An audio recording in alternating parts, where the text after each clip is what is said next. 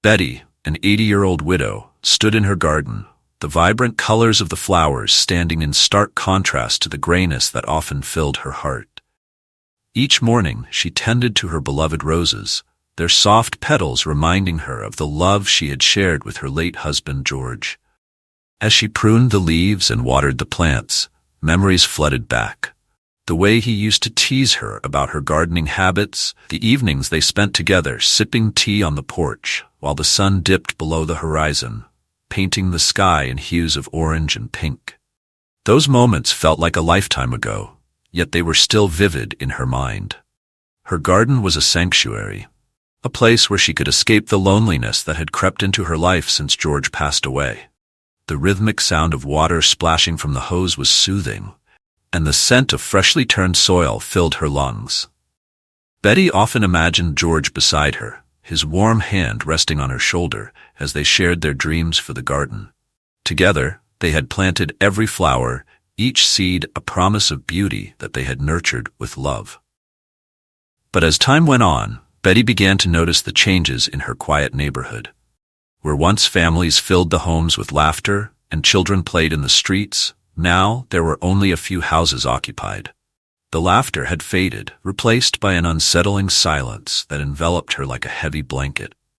Betty felt increasingly isolated, her once vibrant street now a ghost of its former self. The neighbors she had known for years had moved away, replaced by strangers who came and went, leaving her feeling like an outsider in her own home. As she watered her flowers, Betty couldn't shake the feeling of emptiness that lingered in the air. The street felt abandoned, and her heart ached for the community that had once thrived around her. She often waved to the few passers-by, but the smiles returned were polite yet distant, leaving her feeling more alone. With each day that passed, the silence grew louder, amplifying her sense of loneliness. In the evenings, as the sun set and the shadows lengthened, Betty would sit on her porch, clutching a cup of tea, staring out into the stillness. She would close her eyes and listen for the sounds of laughter, of children playing, of neighbors chatting over fences. But all she heard was the rustling of leaves in the wind and the distant chirping of crickets. The memories of her life with George felt like fragile petals in a storm, beautiful yet fleeting. Yet, amidst the isolation, the garden remained a beacon of hope for Betty. It was her connection to the past and a testament to her resilience. She poured her heart into caring for the flowers, hoping that somehow they would bring some life back into her world. She knew that even though the neighborhood had changed, her love for her garden and the memories of George would always be a part of her. A reminder that life, though sometimes lonely, could still be beautiful. One sunny afternoon, as Betty tended to her roses, she caught sight of a moving truck slowly pulling up next door. Her heart raced with a flicker of excitement. It had been months since anyone had moved into the empty house, and the prospect of new neighbors filled her with a sense of hope. Perhaps this family would breathe life back into the quiet street, reviving the warmth that had faded over the years. As the truck door swung open, Betty leaned closer, her curiosity piqued. Out stepped a young woman with an easy smile and an air of determination. She was followed by two energetic twin daughters, their laughter bubbling over as they hopped out of the truck. Betty's heart swelled at the sight. Children. The neighborhood could surely use more joy and laughter, and these girls seemed like a breath of fresh air. Betty wiped her hands on her gardening apron, her spirits lifting as she imagined how the new family might transform her lonely street. The laughter of children playing in the yard, the sounds of new conversations wafting through the air, these thoughts danced in her mind like the petals of her beloved flowers. She imagined inviting them over for tea, sharing stories about the neighborhood, and perhaps even gardening tips. The prospect of new friendships felt invigorating. As she observed, Betty's thoughts wandered back to the days when she and George would have welcomed new families with open arms. They had always enjoyed building connections, and Betty felt a flicker of that old excitement return. She recalled how they had hosted barbecues in the backyard, filling the air with the aroma of grilled burgers and the sounds of laughter. Their home had been a hub of community where neighbors shared meals and stories, forging bonds that lasted for years. Now, in her solitude, those memories felt like distant echoes of a time long gone. However, as the woman began directing the girls to how unload boxes, Betty noticed a man emerging from the truck. He was tall and had an intense look about him. Betty's heart sank slightly as she sensed an undercurrent of tension in the air. The man stood close to the woman, his posture rigid, and Betty couldn't shake the feeling that something about him seemed off. He watched the girls with an almost protective glare, as if he were assessing the situation and guarding against unseen threats. Still, Betty pushed the thought aside, determined not to let it dampen her newfound excitement. She decided that it was time to introduce herself and extend the hand of friendship. After all, this could be the start of something wonderful, a new chapter not only for her but for her neighborhood as well. She remembered how George used to say that every new neighbor was an opportunity to create lasting memories. With that thought in mind, Betty straightened her back and stepped away from her garden, a smile blooming on her face.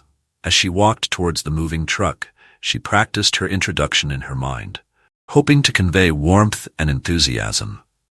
"Hello, I'm Betty, your neighbor," she would say, and then perhaps share a little about the history of the street or offer to help them settle in. Her heart fluttered with anticipation, and she could almost hear the chatter and laughter of children playing outside, imagining how the new family would fit into the fabric of her neighborhood. Just as she approached, she caught the eye of the young woman, who looked up from a box filled with kitchen supplies. Their eyes met, and for a brief moment, Betty felt a spark of connection, a silent understanding that spoke of new beginnings. But then the man's presence loomed larger, his expression unyielding, and she sensed the wall he seemed to have constructed around the family. Still, she took a deep breath and pressed forward, determined to extend her warmth despite any lingering reservations. After all, change was in the air, and Betty was ready to embrace it. As Betty continued to approach the moving truck, her gaze was drawn to the man standing beside the young woman, Melanie. His name, as she would later learn, was Tom. He had a sturdy build and an air of authority that seemed to fill the space around him. While Melanie exuded warmth and openness, Tom's demeanor felt rigid, almost as if he were on high alert. Betty's heart raced as she made her way closer. She couldn't shake the slight unease that settled in the pit of her stomach. As their eyes met, she noticed a flicker of tension in his expression, a brief moment where his gaze narrowed as if assessing her intentions. For a split second, Betty felt exposed under his scrutiny, as though he could see through the cheerful facade she was trying to project. She quickly averted her gaze, her mind racing with questions about this new family dynamic. Tom's presence made Betty reconsider her initial excitement. She wondered about his relationship with Melanie and the twin girls. Was he simply a friend helping them move? Or was he more than that? The way he stood so protectively near the girls suggested a deep connection, yet something about the intensity of his demeanor made her uncomfortable. In her heart, she suspected he might be a new boyfriend, and that, if true, seemed to come with a heaviness that was hard to ignore.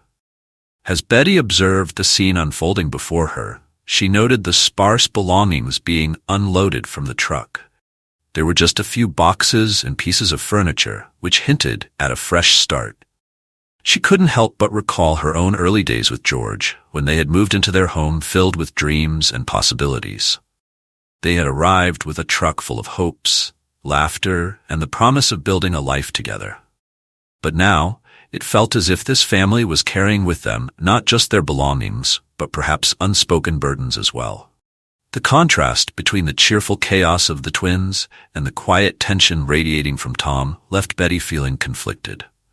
She longed to believe that Melanie and her daughters were embarking on a bright new chapter, yet she sensed an underlying darkness in Tom that made her uneasy. As he shifted his weight, crossing his arms and glancing around as if watching for something, Betty felt a wave of protectiveness wash over her. Was it possible that this new family, while bringing hope, also harbored shadows that could threaten their well-being? Despite the apprehension brewing within her, Betty steeled herself to introduce herself. She thought of George and how he always encouraged her to be open-hearted. After all, this was a chance to connect, to extend kindness to someone who might need it. Perhaps if she offered her friendship, she could create a safe space for them. A small haven amidst whatever struggles they might be facing. Gathering her courage, Betty took a deep breath and stepped forward, her resolve shining through her initial trepidation.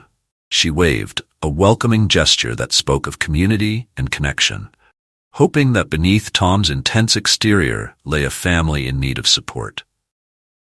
Little did she know, the unfolding days would reveal far more than she ever anticipated about the dynamics within this new family. As she prepared to introduce herself, she couldn't shake the feeling that this encounter might change everything. Not only for them, but for her as well. That night, as the moon cast a silvery glow over the quiet neighborhood, Betty settled into her favorite armchair, a cozy spot by the window where she often enjoyed the evening breeze. She had spent the day tending to her garden, and the scent of freshly bloomed roses lingered in the air, offering her a sense of comfort. Yet, as she sipped her chamomile tea, she couldn't shake the images of Melanie and the twins from her mind. The memory of their arrival lingered like an echo, and the unease she felt about Tom had only intensified. Just as she began to relax, a series of loud thuds jolted her from her thoughts. She sat up straight, her heart racing, and strained to listen. The noises continued, a cacophony of banging and shouting, interspersed with what she thought were muffled cries. Betty's stomach twisted in knots as her instincts kicked in. She felt a chill run down her spine.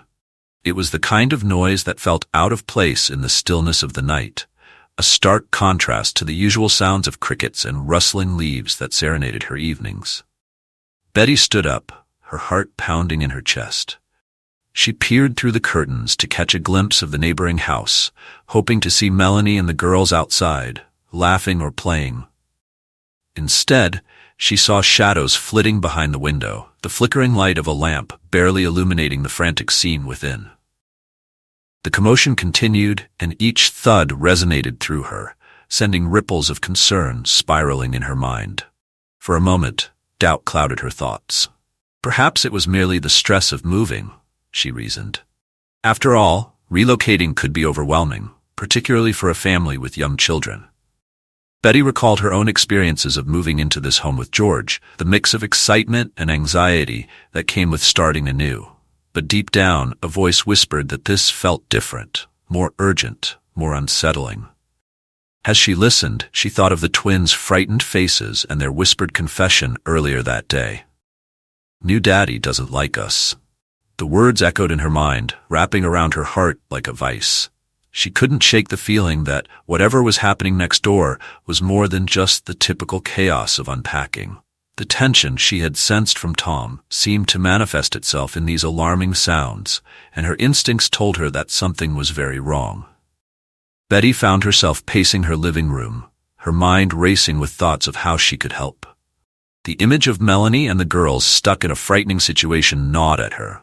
She glanced at her phone, tempted to call the authorities, but hesitated. What if she was overreacting? What if it was just a family squabble? She didn't want to create unnecessary alarm. Yet the screams, however muffled, clawed at her resolve. With each echo of distress from next door, Betty's apprehension grew. She knew she couldn't ignore the possibility that the new family was in danger. The safety of Melanie and the twins outweighed her fear of making a wrong call. Gathering her courage, she made a decision. This could not be the neighborhood she had once loved, a place where neighbors looked out for one another. She would be that neighbor, even if it meant stepping into the unknown. Taking a deep breath, Betty picked up her phone and dialed the local authorities, her heart heavy with worry but resolute in her determination. She reported the noises and her growing concerns, hoping that help would arrive before it was too late.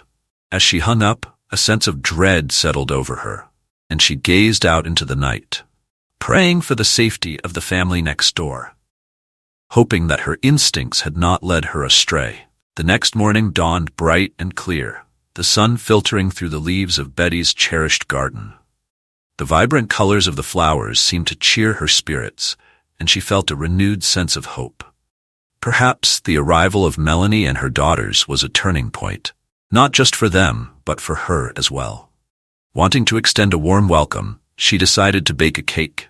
her signature vanilla sponge, layered with fresh strawberries and whipped cream, a recipe George had always loved. As she mixed the batter, the comforting familiarity of baking eased her lingering worries. She envisioned the new family enjoying the cake together, sharing laughter and stories, perhaps even inviting her to join them. The thought brought a smile to her face, and she felt a flutter of excitement in her chest. After the cake had cooled, Betty carefully decorated it, ensuring it looked as inviting as it tasted. Clutching the cake in her hands, she made her way next door, determined to break through the walls of uncertainty that Tom had built around himself. She knocked on the door, her heart racing with anticipation and a tinge of apprehension. When Tom opened the door, the light behind him seemed to dim the moment their eyes met. He stood there, a towering figure with a guarded expression, his body tense and closed off. The warmth of the day outside contrasted sharply with the coolness of his demeanor. Betty smiled brightly, her hands offering the cake like a peace offering, but Tom's gaze remained hard and unyielding. "Hi, I'm Betty, your neighbor," she said cheerfully, trying to infuse her voice with warmth. "I thought you might like a little something to welcome you to the neighborhood." Tom's eyes flickered over the cake but didn't soften. He barely took a step back, leaving the door only partially open. "Thanks, but we're busy," he replied curtly, his voice flat.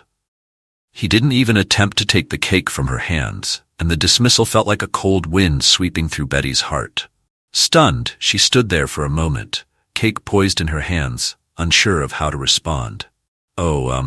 Maybe another time," she stammered, feeling the warmth of her earlier enthusiasm evaporate. Tom simply nodded, his expression unchanging, and she realized she was unwelcome. As she walked away, disappointment settled heavily in her chest, intertwining with her growing concern. It wasn't just Tom's coldness that troubled her. It was the unsettling feeling that something deeper was at play within that household. He hadn't just turned down a cake, he had turned down connection.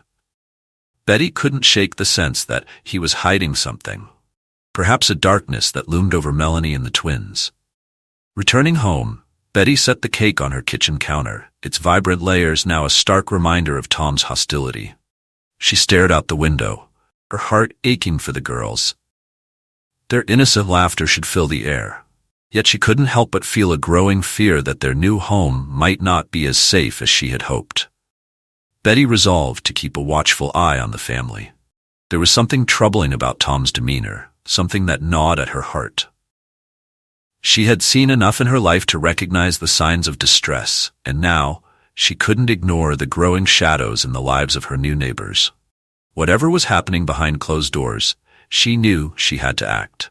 It was time to be more than just a concerned neighbor. She had to be an ally. Later that afternoon, as the sun began its descent, painting the sky in shades of orange and pink, Betty was tending to her garden, trying to shake off the lingering unease from her earlier encounter with Tom. The blossoms swayed gently in the breeze, but her mind was far from peaceful.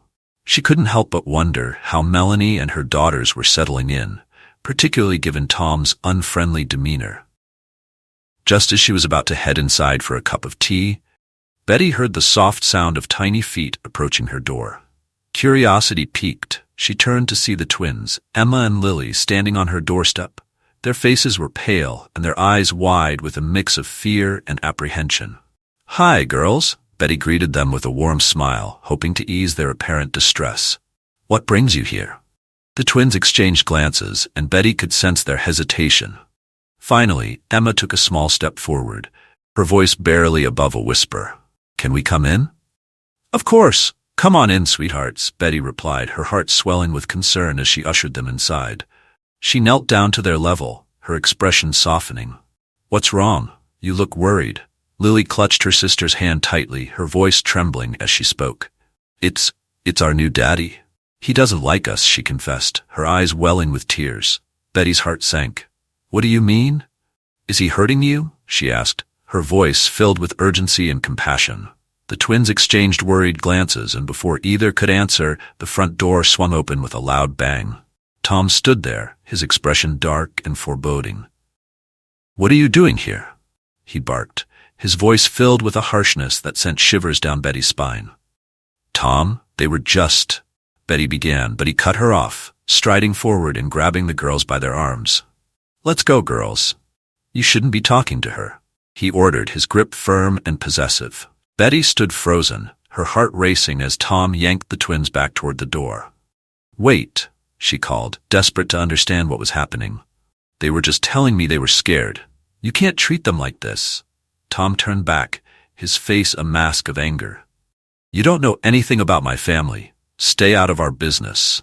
With that, he pulled the twins inside, slamming the door with a force that rattled the frame. Betty's heart ached as she heard the sound of muffled voices behind the door, the twins' frightened murmurs reaching her ears but fading away too quickly. She felt a wave of helplessness wash over her, mixed with an overwhelming sense of dread. What was happening in that house? The twins' confession echoed in her mind. Their new daddy didn't like them. Betty had sensed something was wrong the moment she saw Tom, and now she felt a chilling certainty that he was not the protector they needed. Determined to help the girls, Betty realized she couldn't just stand by any longer. She had to act, to find a way to ensure their safety. The innocence of their childhood was at stake, and she could not ignore the signs of trouble. With a deep breath, she resolved to take action. Whatever it took, she would find a way to protect the twins from the shadows that loomed over their new life. That night, as Betty lay in bed, the unsettling events of the day replayed in her mind like a haunting film reel. The fear in the twins' eyes lingered, and Tom's aggressive dismissal echoed in her ears. She tossed and turned, unable to shake the feeling that something was deeply wrong next door. The muffled screams she had heard earlier that evening resurfaced in her thoughts, along with the twins' heartbreaking admission. By morning, Betty knew she could no longer remain silent. She made her way to the kitchen, the warm sunlight filtering through the window, but even the familiar comfort of her home couldn't ease her anxiety. After pouring herself a cup of tea, she paced the floor, her heart racing with each step.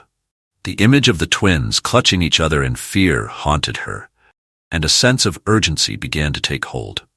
Finally, she picked up her phone, her hands trembling slightly as she dialed the number for the local authorities. As the line rang, Betty felt a mix of apprehension and determination.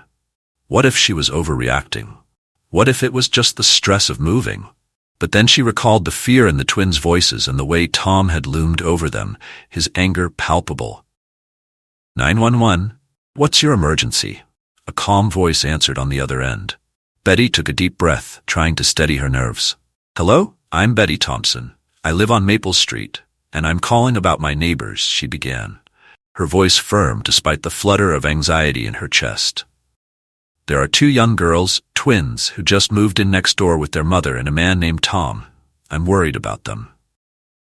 She went on to describe the unsettling noises she had heard the previous night, sounds that had left her feeling alarmed and anxious. I think something is wrong in that house, she said, her heart racing as she recounted the twins' fear and Tom's aggressive behavior. I don't know if they're safe. The girls told me that their new daddy doesn't like them, and I just can't shake the feeling that they might be in danger. The operator listened intently, her tone reassuring. Thank you for sharing this information, Mrs. Thompson. I assure you that we take these concerns very seriously. We will dispatch an officer to your location to investigate further. As she hung up the phone, Betty felt a wave of relief wash over her. She had taken a step forward, and now there was hope that someone would look into the situation. Yet, the unease still lingered within her. She knew she couldn't simply wait and hope for the best. The fate of those innocent girls weighed heavily on her mind, and she vowed to keep a watchful eye on the house next door until the authorities arrived. Throughout the day, Betty busied herself with gardening, though her thoughts remained consumed by the family next door. Every time a car drove by or a noise echoed from the neighboring house, her heart skipped a beat. She tried to focus on the vibrant blooms surrounding her, but the shadows of concern loomed larger with each passing hour. Finally, as the sun dipped below the horizon, painting the sky with hues of purple and gold, Betty spotted the flashing lights of a police car outside her home. Her heart raced as she hurried to the window, watching as officers approached the front door of Melanie and Tom's house. She felt a surge of both hope and trepidation. This was it. Action was being taken. Stepping outside to greet the officers, Betty's heart pounded in her chest. She had done the right thing, but the uncertainty of what would unfold next gripped her tightly. Would the officers uncover the truth? Would they protect the twins from whatever darkness lay hidden within their new life? With every breath, she clung to the hope that her decision to speak up would be the catalyst for change, not just for the girls, but for Melanie as well. As Betty stood on her porch, a knot of anxiety twisted in her stomach. The sight of the police car parked in front of Melanie and Tom's house brought both relief and apprehension. The officers stepped out, their demeanor professional yet alert, and made their way to the front door. Betty watched closely, her heart racing with each step they took. The door opened and Melanie appeared, her expression a mix of confusion and apprehension. She seemed to glance over her shoulder, as if gauging Tom's reaction before fully engaging with the officers. The tension in the air was palpable, and Betty could feel her own heart rate quicken in response. Tom's presence loomed behind Melanie, and the subtle shift in his posture sent a wave of unease through her. "Good evening, ma'am," one of the officers said, his tone calm yet authoritative. "We received a report regarding possible distress in your home. Can we speak with you and your children?" Before Melanie could respond, Tom stepped forward, his voice a harsh bark that sliced through the air. "You have no right to question her.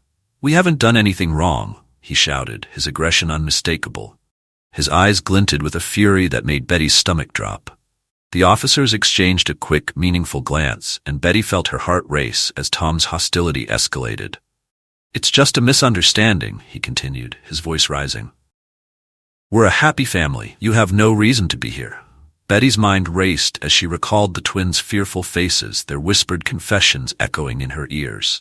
This was precisely the kind of confrontation she had feared. Tom was clearly defensive and ready to lash out at anyone who threatened his fragile facade.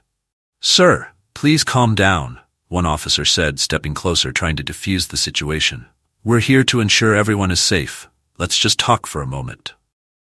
But Tom's temper only flared. He stepped forward, invading the officer's personal space, his fists clenched at his sides. "I don't have to listen to you. You're just wasting your time. My girls are fine." The tension reached a boiling point as the officers moved to restrain him, their hands firmly gripping his arms. "We're not here to cause trouble, but we need to ensure the welfare of the children," one officer said, his voice steady and authoritative. "Let go of me." Tom shouted, struggling against their grip. Betty's breath hitched in her throat as she realized the gravity of the situation. This man was not just defensive. He was volatile, and she felt a chill run down her spine at the realization that she had put herself and the twins in the crosshairs of his fury. As the officers restrained him, Betty could see the fear in Melanie's eyes, a mixture of worry for her children and dread of Tom's reaction. It was a heart-wrenching moment, one that confirmed all of Betty's darkest suspicions about the man. Tom was not the fresh start Betty had hoped for. He was a storm that threatened to upend the fragile peace in their neighborhood. "Melanie," Betty called out, her voice rising above the chaos. "Are you okay? Is everyone all right?" She stepped forward, desperate to reach out, to offer support in this turbulent moment. With tears brimming in her eyes, Melanie nodded, her voice barely a whisper. "I'm trying. I just want us to be safe." The officers worked quickly, their focus on ensuring that Tom did not lash out further. As they led him toward the police car, Betty felt a surge of empowerment. She had acted on her instincts, and now she watched as the consequences of her decision unfolded before her. In that moment, she realized that she had not just alerted the authorities, she had become a protector for Melanie and the twins, determined to help them escape the darkness that Tom had cast over their lives. As the door of the police car closed behind Tom, a wave of relief washed over Betty, mingled with a sense of urgency. She turned back to Melanie, ready to offer whatever support she could. "You're not alone," she reassured her. "I'm here for you and the girls." And in that moment, as the sirens faded into the distance, Betty knew that her loneliness would be transformed into a purpose greater than herself, one rooted in love, strength, and an unwavering commitment to protect those who needed her. As the police car pulled away, the tension in the air began to shift. Betty stood nearby, her heart still racing from the confrontation, but now her focus was on Melanie. The young mother seemed to draw a deep breath, as if summoning the courage she needed to speak. Officer Rivera, one of the officers who had intervened, knelt down to her level, his demeanor warm and supportive. "Melanie, you're safe now. Can you tell me what's been happening?" he asked gently, his voice a calm anchor in the storm of emotions swirling around them. Melanie glanced at Betty, her eyes wide with a mix of fear and uncertainty.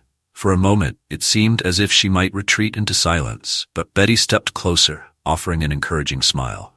In that brief exchange, Betty silently communicated her unwavering support, urging Melanie to share her truth. With a shaky breath, Melanie finally began to speak, her voice trembling. "Tom, he's been abusive," she confessed, the weight of her words heavy in the air. "At first it was just words, harsh things that made me feel small. But it got worse. He became more aggressive." Betty's heart ached for Melanie as she listened to her painful disclosure. She could see the transformation taking place in front of her eyes. The young woman who had seemed so fragile was now finding her voice, her strength. With each word, Melanie was shedding the layers of fear and shame that had bound her for so long. "I tried to protect the girls," Melanie continued, her gaze flickering to the doorway where her daughters had been moments earlier. "I thought he would change, that maybe if I just did everything right, things would get better. But they didn't. I could feel his anger brewing, and I knew it was only a matter of time before it turned on them." Tears filled Melanie's eyes, and Betty felt her own heart swell with empathy. This was a pivotal moment for both of them, a reckoning that was long overdue.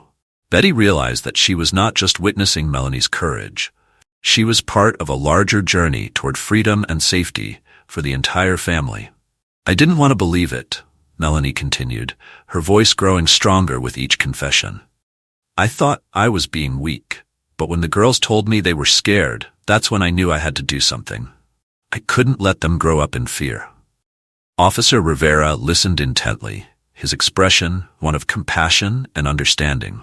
"You've done the right thing by speaking up, Melanie. You're taking a crucial step for you and your daughters. It's going to be okay now." Betty felt a surge of pride for Melanie. It was as if the chains of fear that had bound her were finally being shattered, and in that moment, Betty knew that she had played a part in this transformation. Her decision to reach out for help had ignited a spark of hope in Melanie that had been extinguished for too long. "Thank you for trusting us," Officer Rivera said gently, placing a reassuring hand on Melanie's shoulder. "We'll make sure you and your daughters are safe from now on.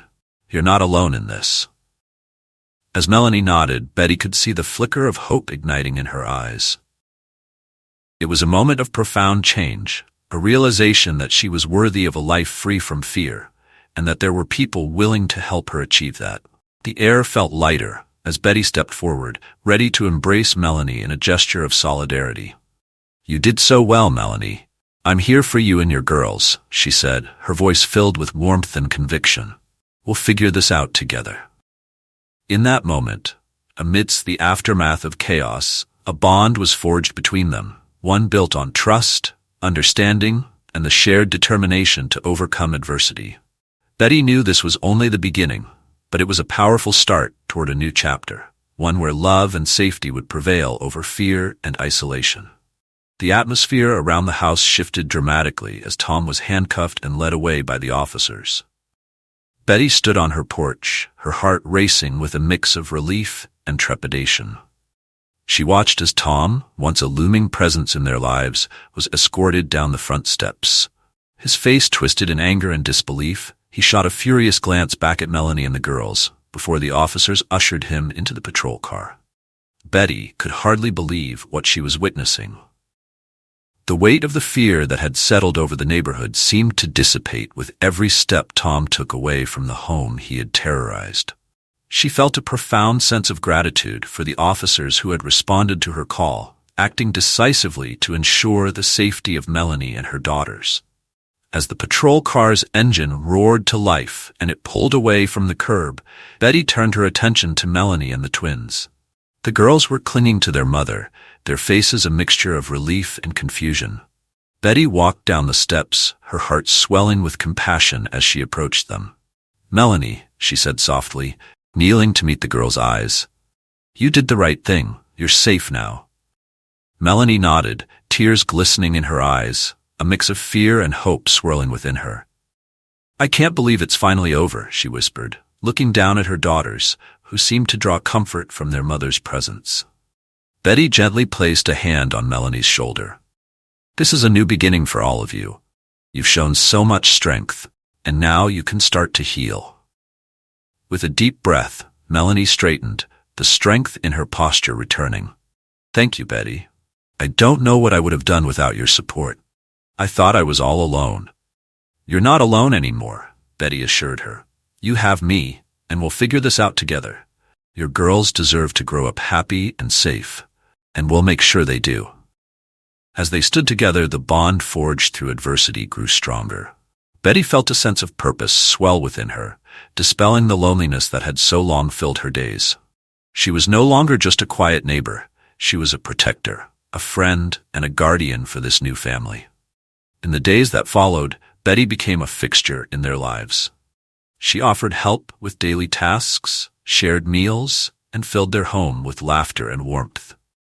The twins, whose faces had once been shadowed with fear, began to bloom under the affection and attention they received. Betty found joy in their playful spirits, their laughter echoing through her once quiet house, and in the sense of community that was slowly rebuilding itself.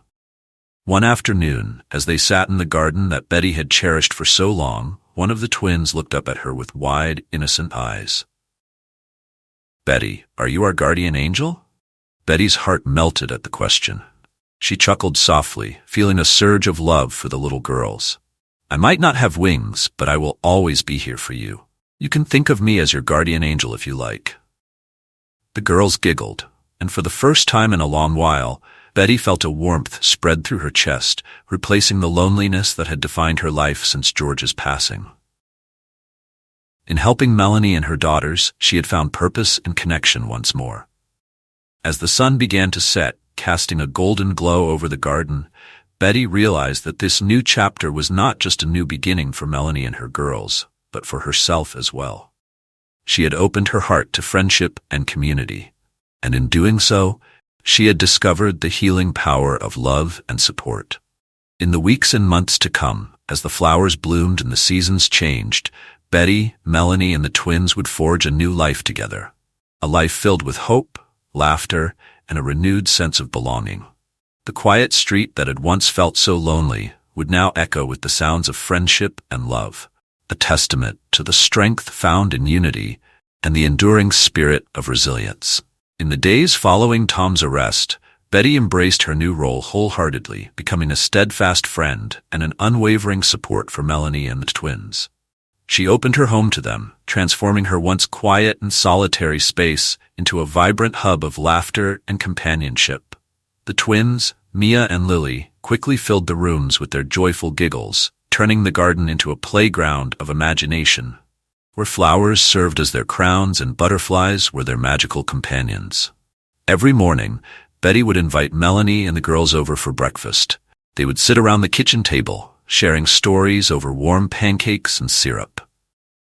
Melanie would recount tales from her childhood, and Betty would share memories of her own youth with George, intertwining their lives in a beautiful tapestry of shared experiences.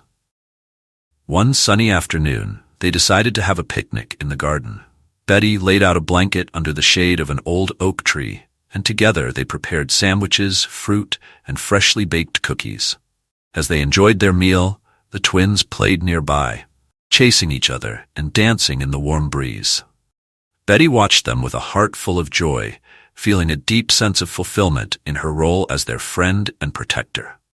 Amidst the laughter, Mia suddenly paused and looked up at Betty with wide eyes, her innocent curiosity shining through. "Betty, are you our guardian angel?" she asked, her voice soft and sincere. The question hung in the air, and for a moment, time seemed to stand still. Betty felt a rush of warmth and love envelop her. She knelt down to meet Mia at eye level, her heart swelling with emotion. "I may not have wings like a real angel," she replied gently, but I promise to always be here for you and your sister. I'll do everything I can to keep you safe and happy." Lily, who had been listening intently, chimed in, "Will you come to our school and meet our friends?" The excitement in her voice was palpable, and Betty couldn't help but smile. "Of course, I'd love to. I can't wait to see how special you both are at school," she said, envisioning a future where their bond would only grow stronger.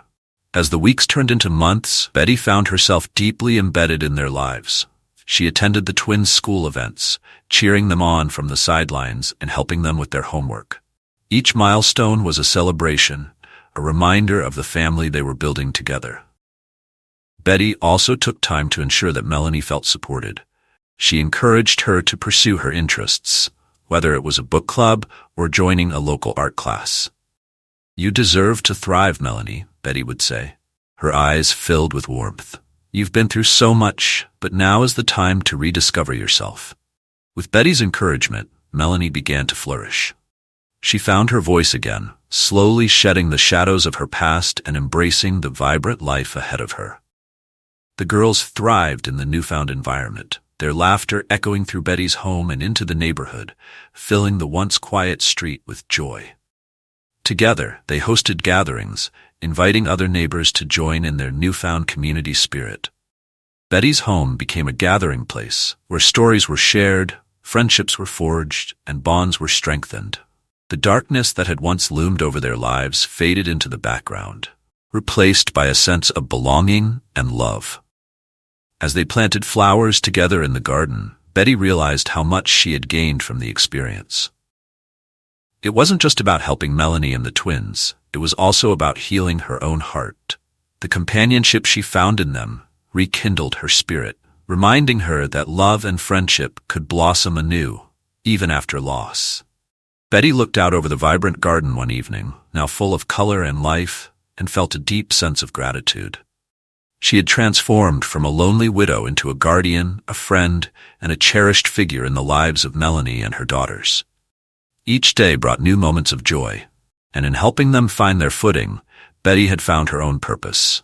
Through courage, compassion, and unwavering support, Betty had woven herself into the fabric of their lives, creating a lasting legacy of love and safety. As they gathered under the stars, sharing dreams and laughter, Betty understood that she had become more than just their neighbor. She had become a guardian angel in the truest sense, bringing light into their lives and filling her own heart with hope once more. As the sun set over the neighborhood, casting a warm glow on the garden that once felt so lonely, Betty sat on her porch with Melanie and the twins. The air was filled with laughter, a stark contrast to the silence that had once enveloped her home. Betty had not only transformed her own solitude into purpose, but had also become a beacon of hope for a family that had endured darkness. She realized that love and community could heal even the deepest wounds, and in her heart she felt a profound connection to Melanie and her daughters. In that moment, they were no longer just neighbors, they were a family, bound together by resilience and courage. Thank you for joining us on this emotional journey of hope and resilience. If you found inspiration in Betty's story, please consider subscribing to our channel for more uplifting tales that remind us of the power of compassion and community. Share your thoughts in the comments below. Have you ever stepped in to help someone in need? We'd love to hear your stories and connect with you. Remember, together we can make a difference, one small act of kindness at a time. Until next time, keep spreading love and light.